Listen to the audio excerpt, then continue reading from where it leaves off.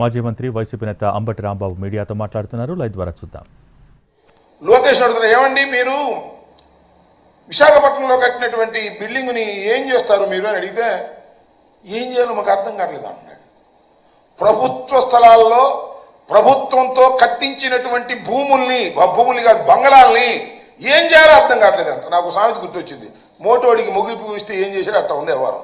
ఒక అద్భుతమైనటువంటి కట్టడాన్ని, ప్రభుత్వ కట్టడాన్ని జగన్మోహన్ రెడ్డి గారు నిర్మించి ప్రభుత్వానికి ఇస్తే ఆ కట్టడాన్ని ఏం చేసుకోవాలో అర్థం కానటువంటి దౌర్భాగ్యమైనటువంటి పరిస్థితుల్లో మీరుండి భూములు కాదు బంగళాలని ఏం చేయాలో అర్థం కావట్లేదు అంట. నాకు సామెత గుర్తొచ్చింది, మోటోడికి ముగిపు ఇస్తే ఏం చేశాడు అట్లా ఉంది వ్యవహారం. ఒక అద్భుతమైనటువంటి కట్టడాన్ని, ప్రభుత్వ కట్టడాన్ని జగన్మోహన్ రెడ్డి గారు నిర్మించి ప్రభుత్వానికి ఇస్తే ఆ కట్టడాన్ని ఏం చేసుకోవాలో అర్థం కానటువంటి దౌర్భాగ్యమైనటువంటి పరిస్థితుల్లో మీరుండి జగన్మోహన్ రెడ్డి గారి మీద బురద జల్లుతున్నారు. జగన్మోహన్ రెడ్డి గారి నివాసం అంటది. జగన్మోహన్ రెడ్డి గారి నివాసం ఇది ఇక్కడ తాడేపల్లిలో, ఎస్ హైదరాబాద్ లో కూడా ఉంది, బెంగళూరులో కూడా ఉంది. దానికంటే 50 గదులంట 100 గదులంట ఏదో కథలు ఉన్నాయి కదా అని చెప్పి పత్రికలు మీ ఇష్టం రాసేసుకుంటున్నారు. మీరు చెప్పాల్సింది అది కాదు. అయ్యా మాకు హైదరాబాద్ లో ఇల్లు ఉంది, ఎవరికన్నా చూపించారు హైదరాబాద్ ఇల్లు? ఇంతవరకు చంద్రబాబు నాయుడు గారు ఇల్లు కట్టుకున్న ఇల్లు హైదరాబాద్ లో ఎవరికైనా చూపించారా? ఎస్ జగన్మోహన్ రెడ్డి గారు తాడేపల్లిలో ఇల్లు కట్టుకున్నారు, వస్తున్నారు జనం తండోపు తండాలుగా వస్తున్నారు, వెళ్తున్నారు. ఇవాళే కాదు, ప్రారంభించిన రోజు కూడా వందలాది మంది కార్యకర్తలను పిలిచి ఇక్కడ ప్రారంభోత్సవం చేశాం.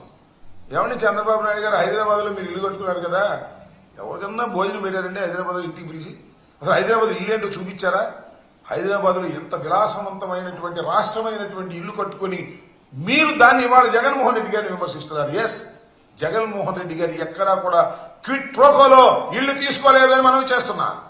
జగన్మోహన్ రెడ్డి గారు తాతగారి దగ్గర నుంచి ఆస్తులున్నాయి, వారు చక్కని ఇల్లు కట్టుకునేటువంటి లక్షణం వారికి ఉంది. హైదరాబాద్ లో ఇల్లుంది, బెంగళూరులో ఇల్లుంది. ఇవన్నీ ఉన్నమాట వాస్తవం. ఏమో రాష్ట్రం ఏమన్నాను ఏదో మేము కాజేసినట్టుగా మీరు మాట్లాడేటువంటి పరిస్థితులు చేస్తున్నారు. చివరికి ఒక అక్రమ నిర్మాణంలో నివసిస్తున్నటువంటి నారా చంద్రబాబు నాయుడు గారు ఈ విధంగా మాట్లాడడం సరైనటువంటి పద్ధతి కాదు. లింగమైన వారి ఆస్తిని క్విట్ ప్రోకోలో కొట్టేసినటువంటి మీరు ఇవాళ జగన్మోహన్ రెడ్డి గారి గురించి మాట్లాడడం అనేది సమంజసమైనటువంటి అంశం కాదని కూడా ఈ సందర్భంగా నేను చెప్పదలుచుకున్నాను. విశాఖ ప్లాంట్ గురించి మాట్లాడవలసిన మీరు విశాఖ ప్లాంట్ గురించి మాట్లాడరు, దాన్ని పరిష్కారం చేయరు. పరిష్కారం చేయకుండా సమస్యలన్నీ కూడా పక్కన పేరుకుపోయి ఇవాళ మీరు బాతాకానీగా కబుర్లు మాట్లాడుకున్నట్టుగా మీకున్నటువంటి పత్రికల్లో పెద్ద పెద్ద హెడ్డింగ్లు పెట్టి ఆ హెడ్డింగ్లో మీరు రాసుకునేటువంటి పరిస్థితికి మీరు దిగజారిపోయే వాళ్ళ రాజకీయాలు చేస్తున్నారు. హోంమంత్రి వస్తే సమస్యల పరిష్కారానికి ప్రయత్నం చేయకోకుండా జగన్మోహన్ రెడ్డి గారి మీద బురద జల్లేటటువంటి కార్యక్రమాలు చేస్తున్నారు. మాకు ఉన్న సమాచారాలు మాకు ఉన్నాయి, మీకే కాదు మాకు సమాచారాలు ఉంటాయి. ఆయన ప్రెస్ మీట్ పెట్టి మాట్లాడాలా?